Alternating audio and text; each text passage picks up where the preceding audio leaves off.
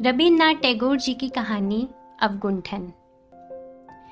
महामाया और राजीव लोचन दोनों सरिता के तट पर एक प्राचीन शिवालय के खंडरों में मिले। महामाया ने मुख से कुछ न कहकर अपनी स्वाभाविक गंभीर दृष्टि से तनिक कुछ तिरस्कृत अवस्था में राजीव की ओर देखा, जिसका अर्थ था कि जिस बिरते पर तुम आज बेसमय मुझे यहाँ बुला लाए हो, मैं अब तक तुम्हारी सभी बातों का समर्थन करती आई हूँ। इसी से तुम्हारा इतना साहस बढ़ गया। राजीव लोचन तो वैसे महामाया से सदैव त्रस्त रहता है। उस पर ये चितवन बेचारा कांप उठा। साहस बटोर कर कुछ कहना चाहता था, किंतु उसकी आशाओं पर उसी क्षण पानी फिर गया और अब इस भेंट की शीघ्रता से कोई ना कोई कारण बिना बताए भी उसका छुटकारा नहीं हो सकता। अतः वह शीघ्रता से कह बैठा, मैं चाहता हूं कि यहां से कहीं भाग चले और वहां जाकर दोनों विवाह कर ले। राजीव जिन विचारों को प्रकट करना चाहता था, विचार तो उसने ठीक वही प्रकट किए, किंतु जो भूमिका वो बनाकर लाया था वो ना जाने कहां गुम हो गई। उसके विचार बिल्कुल रसहीन और निरर्थक सिद्ध हुए। सो तो ठीक ही है, लेकिन सुनने में भी भद्दे और अजीब से लगे। वह स्वयं ही सुनकर भौचक्का सा रह गया और भी दो चार बात जोड़कर उसे तनिक नरम बना देने की शक्ति उसमें ना रही। शिवालय के खंडरों में सरिता के तट पर इस जलती हुई दोपहरिया में महामाया को बुलाकर उस मूर्ख ने केवल इतना ही कहा, चलो हम कहीं चलकर विवाह कर लें। महामाया कुलीनों के घर की अविवाहित कन्या है। अवस्था है 40 वर्ष की। जैसी बड़ी अवस्था है वैसा ही सौंदर्य। शरद के धूप के समान पक्के सोने के रंग की प्रतिमा सी लगती है।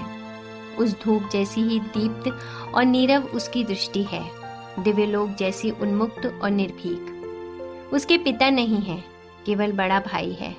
उसका नाम है भवानी चरण। भाई बहन का स्वभाव एक सा ही है। मुख से कहता नहीं, पर तेज ऐसा कि दोपहर के सूर्य की तरह चुपके से जला सब कुछ देते हैं। खासकर भवानी चरण से लोग अकारण ही भय खाया करते हैं। राजीव लोचन परदेसी हैं। यहाँ की रेशम की कोठी का बड़ा साहब उसे अपने साथ ले आया था। राजीव के पिता इस साहब की कोठी में काम करते थे। उसके स्वर्गवासी हो जाने पर साहब ने उसके नाबालिग लड़के के लालन पालन का सारा भार अपने ऊपर ले लिया और बाल्यकाल से ही उसे वह अपनी इस वामनहारी की कोठी में ले आया। लड़के के साथ केवल उसकी स्नेह करने वाली बुआ थी। राजीव अपनी बुआ के साथ भवानी चरण के पड़ोस में रहा करता था। महामाया उसकी बाल सहचरी थी और राजीव की बुआ के साथ उसका सुदृढ़ स्नेह बंधन था। राजीव की अवस्था क्रमशः 16, 17, 18 यहाँ तक कि 19 वर्ष की हो गई। फिर भी बुआ के अनुरोध करने पर भी वह विवाह नहीं करना चाहता था। साहब उसकी सद्बुद्धि का परिचय पाकर बहुत प्रसन्न हुए। उसने सोचा कि लड़के ने उन्हीं को अपना आदर्श बना लिया है। साहब भी अविवाहित थे। इसी बीच में बुआ भी स्वर्गवासिनी बनी। इधर ताकत से अधिक व्यय किए बिना महामाया के अनुरूप और योग पात्र मिलना कठिन हो रहा था और उसकी कुमारी अवस्था भी क्रमशः बढ़ती ही जा रही थी।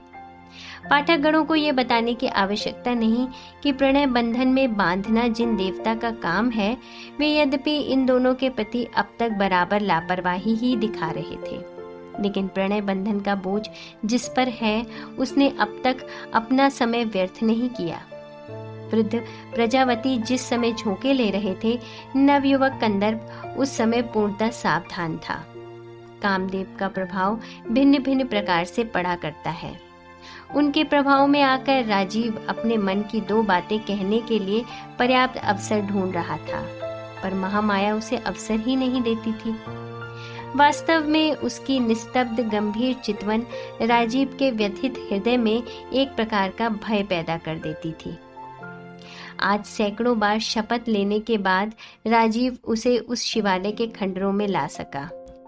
इसी से उसने सोचा कि जो कुछ उसे कहना है आज सब कुछ कह सुन लेगा। इसके बाद या तो जिंदगी भर सुख में रहेगा और नहीं तो आत्महत्या कर लेगा। जीवन के एक संकटमय दिन में राजीव ने केवल इतना ही कहा, चलो विवाह कर ले, और उसके उपरांत पाठ भूले हुए छात्र के समान सक पकाकर चुप रह गया। महामाया को मानो ये आशा ही ना थी कि राजीव उसके सन्मुख ऐसा प्रस्ताव रख देगा। इससे देर तक वो चुप खड़ी रही। दोपहरी की बहुत सी अनिर्दिष्ट करुण ध्वनियां होती हैं, वे सबकी सब इस सन्नाटे में फूट निकली। वायु से शिवालय का आधा हिलता हुआ टूटा द्वार बीच बीच में बहुत ही क्षीण स्वर में धीरे धीरे खुलने और बंद होने लगा। कभी शिवालय के झरोखे में बैठा हुआ कपोत गुटर गूं करता, तो कभी सूखे पल्लवों के ऊपर से सरासर करती हुई गिरगिट निकल जाती, तो कभी सहसा मैदान की ओर से वायु का एक जोर का झोंका आता और उससे सब पेड़ों के पत्ते बार बार आर्तनाद कर उठते। बीच बीच में सहसा नदी का जल जागृत हो जाता और टूटे घाट की सीढ़ियों पर छल छल छपक छपक चोट करने लगता। इन सब अकस्मात उदासी में डूबे हुए असल शब्दों के बीच बहुत दूरी पर एक वृक्ष के नीचे किसी गडरिये की बांस की बांसुरी में से मैदानी राग निकल रहा है। राजीव को महामाया के मुख की ओर देखने की हिम्मत नहीं हुई। वह शिवालय के भीत के सहारे स्वप्न की सी अवस्था में चुपचाप खड़ा खड़ा सरिता के निर्मल जल की ओर निहारता रहा। कुछ देर पश्चात मुंह फेर कर राजीव ने फिर एक बार भिक्षुक की तरह महामाया के मुख की ओर देखा। महामाया ने उसका आशय समझा, सिर हिलाते हुए कहा, नहीं, ऐसा नहीं हो सकता। महामाया का सिर जैसे ही हिला वैसे ही राजीव की आशा भी उसी क्षण पृथ्वी पर मूर्छित होकर गिर पड़ी। कारण राजीव ये भली भांति जानता था कि महामाया का सिर महामाया के निजी मतानुसार ही हिलता है और किसी की ताकत नहीं कि उसे अपने मत से विचलित कर सके। अपने कुल का शक्ति युक्त अभिमान स्रोत महामाया के वंश में न जाने किस काल से बहता चला आ रहा है। भला आज वो राजीव जैसे अकुलीन ब्राह्मण के साथ विवाह करने के लिए कैसे तैयार हो सकती है? प्यार करना और बात है और विवाह के सूत्र में बंधना और बात। कुछ भी हो, महामाया समझ गई कि उसके अपने ही विचार व्यवहार के कारण राजीव का घमंड यहाँ तक चढ़ गया है और उसी क्षण वहां से चलने के लिए उद्यत हो गई। राजीव ने समय और परिस्थिति से अवगत होते हुए कहा, कल ही यहाँ से चला जा रहा हूँ। महामाया ने पहले तो विचार किया कि अब उसे ऐसा भाव दिखाना चाहिए कि जहां चाहे रहे, इससे उसे क्या मतलब, पर दिखा ना सकी। पग बढ़ाना चाहा पर बढ़ा ना सकी। उसने शांत मुद्रा में पूछा, क्यों? राजीव ने कहा, हमारे साहब की यहाँ से सोनपुर के लिए बदली हो गई है, वे जा रहे हैं, सो मुझे भी साथ लेते जाएंगे। महामाया का बहुत देर तक मुख न खुल सका। वह सोचती रही, दोनों के जीवन की गति दो ओर है, किसी भी इंसान को सदैव के लिए नजरबंद नहीं किया जा सकता। अतः उसने शांत ओष्ठों को तनिक खोलकर कहा, अच्छा। उसका ये अच्छा कुछ कुछ गहरी उसास सी सुनाई दी और इतना ही कह के ये जाने के लिए तैयार हो गई। इतने में राजीव ने चौंक कर कहा, भवानी बाबू। महामाया ने देखा, भवानी चरण शिवालय की ओर आ रहे हैं। समझ गई कि उन्हें सब पता चल गया है। राजीव ने महामाया पर अकस्मात मुसीबत आते हुए देखकर शिवालय की टूटी हुई दीवार फांदकर भागने का प्रयत्न किया, किंतु महामाया ने हाथ पकड़कर उसे रोक लिया। भवानी चरण शिवालय के खंडरों में पहुंचे और सिर्फ एक बार चुपचाप दोनों की ओर स्थिर दृष्टि से देखा। महामाया ने राजीव की ओर देखते हुए अविचलित स्वर में कहा, राजीव, मैं तुम्हारे घर ही आऊंगी, तुम मेरी राह देखना। भवानी चरण चुपचाप शिवालय से बाहर आ गए। महामाया भी चुपचाप उनका अनुसरण करने लगी और राजीव चकित सा होकर वहीं खड़ा रहा, मानो उसे फांसी का दंड सुनाया गया हो। उसी दिन रात को भवानी चरण ने विशेष रेशमी साड़ी लेकर महामाया को दी और बोले, इसे पहनाओ। महामाया उसे पहनाई। उसके बाद बोले, अब मेरे साथ चलो। आज तक भवानी चरण की आज्ञा तो दूर रही, संकेत तक का भी किसी ने उल्लंघन नहीं किया था, महामाया ने भी नहीं। उसी रात्रि को दोनों सरिता के तट पर शमशान भूमि की ओर चल दिए। शमशान भूमि अधिक दूर नहीं थी। वहां गंगा यात्री के घर में एक बूढ़ा ब्राह्मण अंतिम घड़ियां गिन रहा था।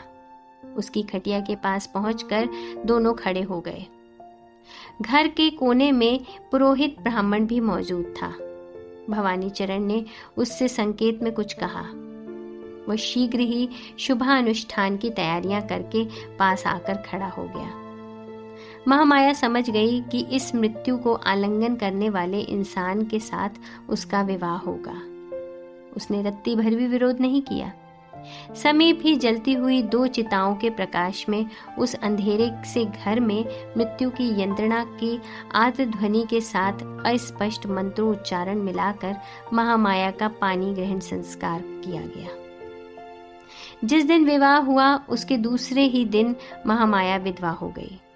इस दुर्घटना से महामाया को तिल मात्र भी शोक न हुआ और राजीव भी अचानक महामाया के विवाह की सूचना पाकर जैसे दुखी हुआ था, वैधव्य की सूचना से वैसा न हुआ, बल्कि उसे कुछ खुशी हो गई। पहले उसने सोचा कि साहब को सूचित कर दे और उसकी सहायता से इस अमानुषिक अत्याचार पर किसी प्रकार प्रतिबंध लगा दिया जाए। तभी विचार किया कि साहब तो सोनपुर जा चुका है।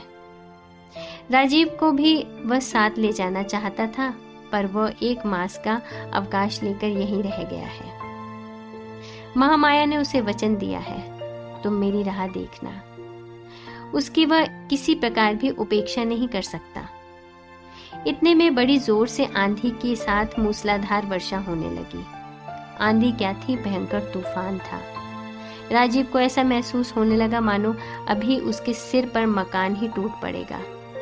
जब उसने देखा कि उसके अंतःकरण के समान बाह्य प्रकृति में भी एक प्रकार की प्रलय सी उठ खड़ी हुई है, तब उसे कुछ शांति सी मिली। उसे ऐसा प्रतीत होने लगा कि मानो स्वयं प्रकृति ही आकाश पाताल एक करके उससे कहीं अधिक शक्ति का प्रयोग करके उसका काम पूरा कर रही है। इसी समय बाहर से किसी ने द्वार पर जोर से धक्का मारा। राजीव ने शीघ्रता के साथ द्वार खोला। घर में भीगे वस्त्र पहने हुए एक स्त्री ने प्रवेश किया। चेहरे पर उसके लंबा अवगुंठन पड़ा हुआ था। राजीव ने उसी क्षण पहचान लिया, ये तो महामाया है।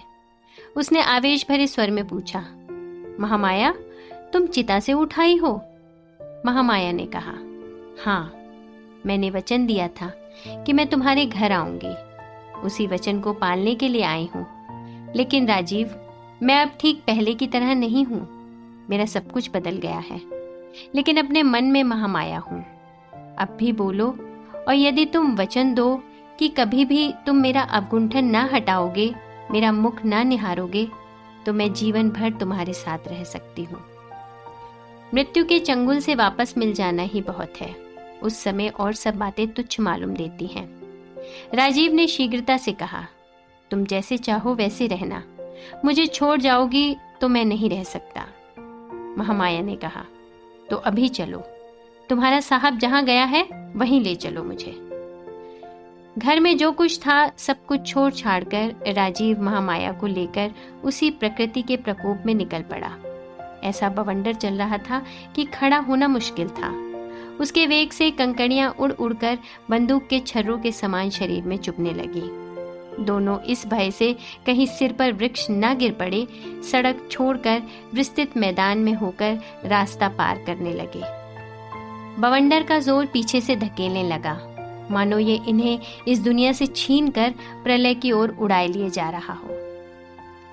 पाठक इस कथा को कोरी कवि कल्पना ही ना समझे। जिन दिनों यहाँ सती की प्रथा प्रचलित थी, उन्हीं दिनों ऐसी घटनाएं कभी कभी हो जाया करती थी। महामाया के हाथ पैर बांधकर यथा समय चिता में रखकर उसमें आग लगा दी गई थी। आग भी खूब जोरों से जल उठी थी, लेकिन उसी समय बहुत जोर से बवंडर उठा और मूसलाधार वर्षा पड़ने लगी। जो दाह संस्कार करने आए थे वे शीघ्रता से गंगा यात्री वाली कोठी में जा छिपे और भीतर से द्वार बंद कर दिया। सभी समझते हैं कि ऐसे आंधी पानी में चिता बुझते समय नहीं लगता। इसी बीच में उसके हाथों में बंधा कपड़ा जलकर भस्म हो गया और हाथ खुल गए। असह्य दाह पीड़ा में मुख से वह कुछ कह न सकी। तुरंत उठकर बैठ गई और पैर की रस्सी खोल डाली। उसके बाद कई स्थानों से जली हुई साड़ी से देह को छिपाए हुए लगभग नंगी सी चिता से उठकर पहले वो अपने घर आई। घर में कोई था नहीं, सब शमशान में थे। दीपक जलाकर एक धोती पहनकर महामाया ने एक बार दर्पण में अपना चेहरा देखा और दर्पण जमीन पर दे पटका। फिर कुछ देर खड़ी खड़ी सोचती रही। उसके बाद चेहरे पर लंबा अवगुंठन किया और राजीव के घर की ओर चल दी। इसके बाद जो कुछ हुआ सो पाठकों को मालूम ही है। महामाया अब राजीव के पास ही रहती है, लेकिन राजीव के जीवन में सुख शांति नहीं। दोनों के बीच केवल अवगुंठन का व्यवधान है, लेकिन वह अवगुंठन मौत के समान चिरस्थायी नहीं, अपितु मौत से भी बढ़कर पीड़ा उत्पादक है। इसलिए कि निराशा मृत्यु की विरह पीड़ा को धीरे धीरे अचिंतन रूप प्रदान कर देती है। किंतु इस अवगुंठन के पृथक रूप ने एक जीती जागती आशा को प्रतिदिन प्रतिपल व्यथित एवं पीड़ित कर रखा है। एक तो पहले ही महामाया की शांत प्रकृति है, उस पर उसके इस अवगुंठन के भीतर नीरवता दुगनी असह्य सी प्रतीत होती है। राजीव अब ऐसे रहने लगा जैसे उसे मृत्यु की चलती फिरती पुतली ने घेर लिया हो। वह पुतली उसके जीवन को आलिंगन करके नित्य प्रति उसे क्षीण करती जा रही है। राजीव पहले जिस महामाया नाम से परिचित था, उसे तो उसने खो दिया। अब तो वह केवल उसकी सुंदर बाल स्मृति पर ही जीवन को अवलंबित करके इस दुनिया में रह सकता है, परंतु उसमें भी अवगुंठन युक्त पुतली सदैव उसके पार्श्व में रहकर बाधा पहुंचाती रहती है। वह सोचता है इंसान में स्वभाव से ही काफी अंतर है, और खासकर महामाया तो महाभारत के कर्ण के समान स्वाभाविक कवच धनी है। वह अपने स्वभाव के इर्द गिर्द एक प्रकार का आवरण लेकर जन्मी है। उपरांत बीच में फिर मानो वह पुनर्जन्म लेकर और एक आवरण लेकर आई है। रात दिन साथ रहती हुई भी वो इतनी दूर चली गई है कि मानो राजीव से उस दूरी को पार नहीं किया जाता। मानो वो केवल एक माया की रेखा के बाहर बैठकर अतृप्त तृषित मन से इस सूक्ष्म एवं अटल रहस्य से अवगत होने का प्रयत्न कर रहा है। जैसे तारागण प्रत्येक निशा में नींद रहित निनिर्मेष नत नयनों से अंधकार यामिनी के रहस्य से अवगत होने के निष्फल प्रयास में रात्रि बिता दिया करते हैं। इस प्रकार ये दोनों अपरिचित संग रहित साथी भिन्न भिन्न जीव के रूप में बहुत काल तक साथ बने रहे। एक दिन बरसात के मौसम में शुक्ल पक्ष की दशमी की रात्रि को बादल फटे और निशिकर ने दर्शन दिए। निशिकर की ज्योत्सना से यामिनी सोती हुई पृथ्वी पर सिरहाने बैठी जागरण कर रही थी। उस यामिनी को देखने बिस्तरे से उठकर राजीव भी झरोके के पास जा बैठा। बरखा और गर्मी के संगम से थके हुए उपवन में से एक प्रकार की सुगंध और झिंगुरों की झिन झिन की ध्वनि कमरे में आकर उसके मनोराज्य में एक प्रकार की अराजकता व्याप्त कर रही थी। राजीव देख रहा था बगीचे के अंधकार में खड़े हुए वृक्षों के उस पार शांति स्थिर सरोवर मंझे हुए स्वच्छ रजत थाल के समान चमक रहा है। इंसान ऐसे समय में स्पष्ट तौर पर कुछ भी सोच सकता है या नहीं बताना कठिन है, पर हाँ इतना अवश्य कहा जा सकता है कि उसका संपूर्ण हृदय किसी एक दिशा की ओर प्रवाहित हुआ है। गंधयुक्त उपवन के समान ही एक सुगंध से पूर्ण उच्छ्वास छोड़ता रहता है। पता नहीं राजीव ने क्या क्या विचारा। उसे प्रतीत हुआ कि मानो आज उसके पहले के सब नियम टूट गए हैं। आज इस बरसात की रात ने उसके समक्ष अपने मेघों का अवगुंठन हटा डाला है, और आज की ये यामिनी पहले की उस महामाया के समान निस्तब्ध, शून्य और सुगंभीर हो गई है। होते होते अकस्मात ऐसा ही हुआ कि राजीव का ध्यान जीती जागती पुतली की ओर प्लावित हो गया। स्वान चलित के समान चलकर राजीव ने महामाया के कमरे में प्रवेश किया। महामाया उस समय निद्रा लोक की सैर कर रही थी। राजीव उसकी शैया के पास जाकर खड़ा हो गया। मुंह झुकाकर देखा, महामाया के अवगुंठन से हीन चेहरे पर चंद्र ज्योत्सना आ पड़ी है। लेकिन हाय, ये क्या! वह चिर परिचित पुरुष के समान खिला हुआ चेहरा कहाँ गया? चिताग्नि की शिखा अपनी विकराल लहराती हुई जीवा से महामाया के बाएं कपोल का थोड़ा सा सौंदर्य चाटकर वहां सदैव के लिए अपनी राक्षसी भूख का अमिट चिन्ह छोड़ गई है। शायद राजीव चौंक पड़ा हो, शायद एक अव्यक्त ध्वनि भी उसके कंठ से मुखरित हो गई होगी। महामाया तत्काल आश्चर्यचकित अवस्था में जाग उठी। देखा सामने राजीव खड़ा है। उसी क्षण वह अवगुंठन खींचकर शैया छोड़कर एकदम उठ खड़ी हुई। राजीव ताड़ गया कि अब उसके सिर पर दामिनी टूटना चाहती है। वह फर्श पर गिर पड़ा और महामाया के चरणों को स्पर्श कर कर बोला, मुझे क्षमा कर दो महामाया, मुझे क्षमा कर दो। महामाया कुछ उत्तर ना देकर एक पल के लिए भी पीछे की ओर ना हटकर घर से बाहर निकल गई। राजीव के घर फिर वह कभी नहीं लौटी। उसका कहीं भी पता ना चला। इस क्षमाहीन चिरगमन की क्रोधाग्नि राजीव के संपूर्ण जीवन पर सदैव के लिए सुदीर्घ दग्ध चिन्ह छोड़ गई। रविन्द्रनाथ टैगोर जी की कहानी अवगुंठन। कथावाचक निधि सहगल।